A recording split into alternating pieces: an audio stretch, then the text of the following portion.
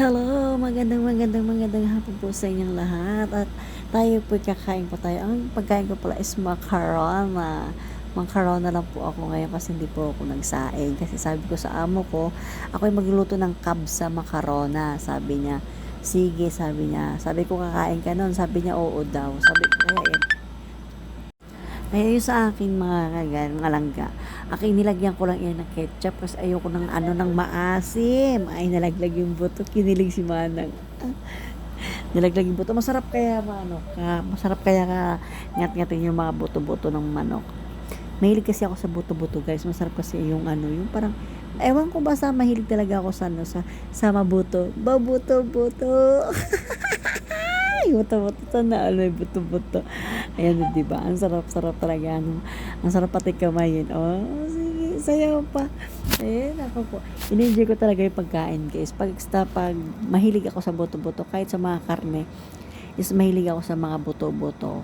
Kaya masarap. Ewan ko ba bakit type na type ko talaga yung puro buto.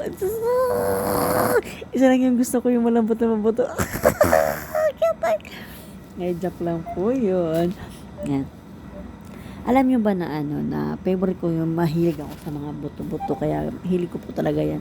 Kaya dito sa bahay na to, pag may mga hilig ko yung ulo, leeg, yan, pakpak, yan, mahilig ako dyan. Yan yung buto-buto, kasi ginangat-ngat ko talaga yan. Di bali postiso ang ngipin, basta makagat ng buto-buto, di ba?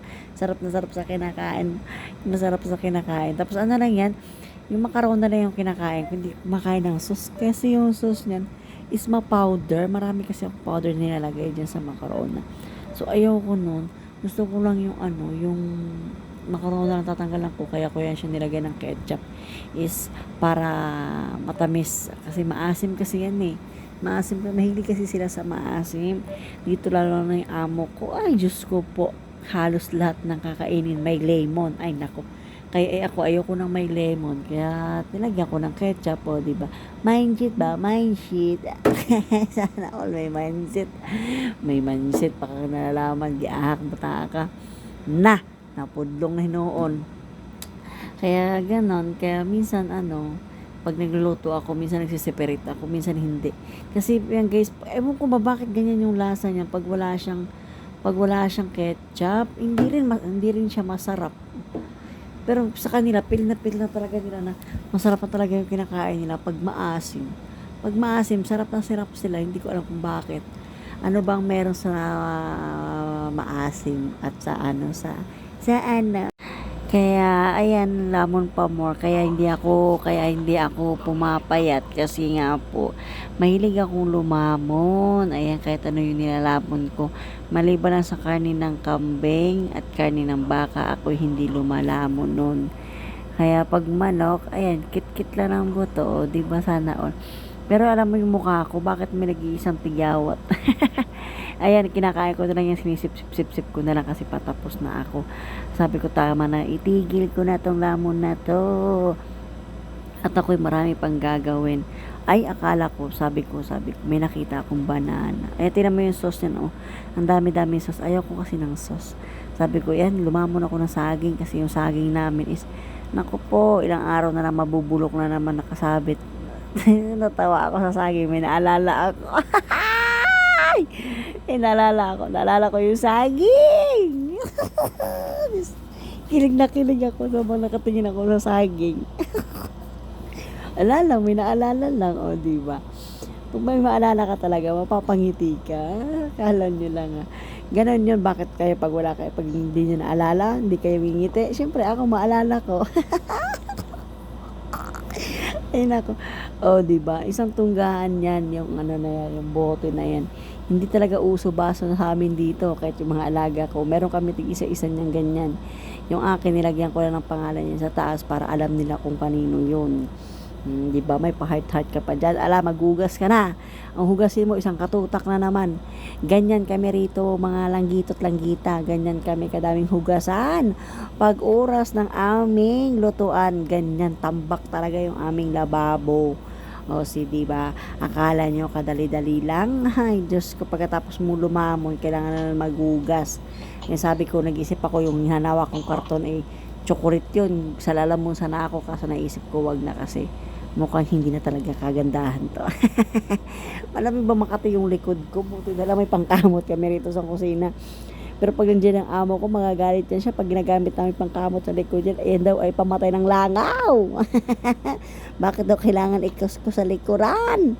Sabi ko, yan lang kasi may nga daliri. Hindi naman abot ang daliri yung likod ko. Kaya daliri na lang ng pangpantay sa langaw. Yan ganyan kapag kahirap guys, pag nag-iisa ka sa bahay. Pag isa kang katulong, dami mong gagawin. Halos lahat ng trabaho is sa'yo. Hindi ko lang talaga alam kung bakit. Pero kahit naman guys na sobrang dami mo ng trabaho is ganun talaga. Pero kailangan mo talaga magtyaga-tyaga. Siyempre, nakakapagod na nakakaano. Pero pag tapos mo naman, okay lang naman. At saka pag nag-iisa ka rin kasi, ang kaganda lang sa nag-iisa, wala kang kaaway. Pag wala kang kaaway, kaya naku, ang hirap talaga pag nagbuhay, katulong ka no? Tapos, pero okay lang. Medyo masaya na malungkot, lalo na pag yung amo ko babae nandito. Ay, nako, masakit sa tainga. Sabi ko, sana naman makapagpahinga ako sa inyo, sa ingay mo. Pero ngayon, wala siya. Pero alam mo ba guys, pag wala yung amo kong babae, namimiss ko siya kasi walang sumisigaw sa akin, walang naghihiyaw. Oy, asan ka na? Ba't di mo ginawa to? Pero pag nandito siya, nais ka na naman kasi maingay. Utos ng utos, sigaw ng sigaw. Pero pag wala siya, mamimiss mo din siya kasi wala na rin mag-uutos sa'yo, wala na rin maingay yung bahay. Kasi pag kami na ng mga bata rito, mga langgit at langgita, pag kami lang dito is, ang lungkot ang bahay, malungkot siya talaga kasi wala yung maingay naming nanay nila maingay. So, wala kasi mga bata, bababa lang yan, kakain. Tapos pagkakain yan, akyat na naman yan sila sa taas. O wala talaga mag-iingay. Kaya nakakamiss yung amo ko babae pag nandito siya kasi, ay nako, talagang yung bahay namin may kaingayan. Bunga nga niya lang yung maririnig mo. Hindi yung mga bata kasi tahimik ng bahay namin. Nandito yung amo kong lalaki, ang mga bata ay wala. Tahimik na tahimik. Pero pag nandito yung amo ko, may maririnig ka talagang, halika rito. Bakit mo yan iniwan dito? Halika rito. Hindi mo na naman tinanggal to. Lagi ka na lang si kalimot. Nagiging pangalan ko na si Forget eh. Sana all may pangalan na Forget. Ay nako. O di ba pagkatapos magkuskus ng mga plato, iskuskusin mo na naman yung kalan. Ay nako po, Diyos ko.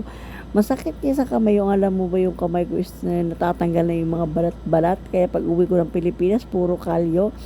Speaking of Pilipinas, nung umuwi ako sa Pilipinas, nagpa-manicure ako, mga langgit at langgita. Diyos ko, for the first time in my life. Sa loob ng 4 na taon, nagpa-manicure ako, hindi pa inayos. Oy, shout out sa'yo, manicurista. Manicurista ng General Santos City. Nagpa-manicure ako, mga langgit at langgita. Diyos ko po, ang aking manicure ay parang inagyan ng pison.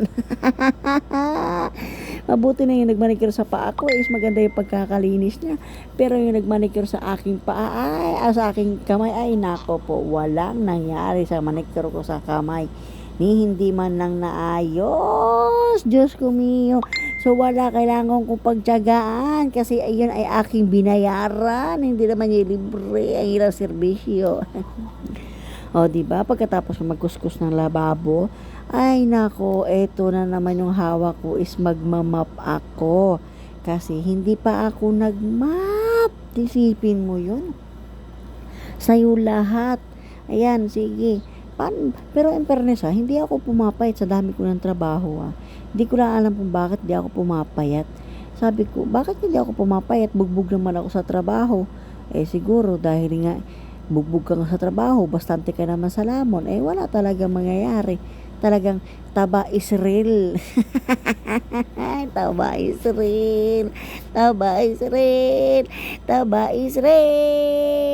Ay nako, mga langgit at langgita. Ayan, pagkatapos ko na naman, ako'y tapos na sa trabaho ko. Ay, ng nanay ko, inautusan pa ako. Pag sabi ko magpapahinga na sana ako, ay hindi pa rin pala. Ako ay may inutusan. Ako magplantsa daw ng gown niya at islalayas daw siya mamaya. Sabi niya, plantsahin mo muna yan bago ka matulog. O, diba? Yung break time mo na, may trabaho ka pa pala.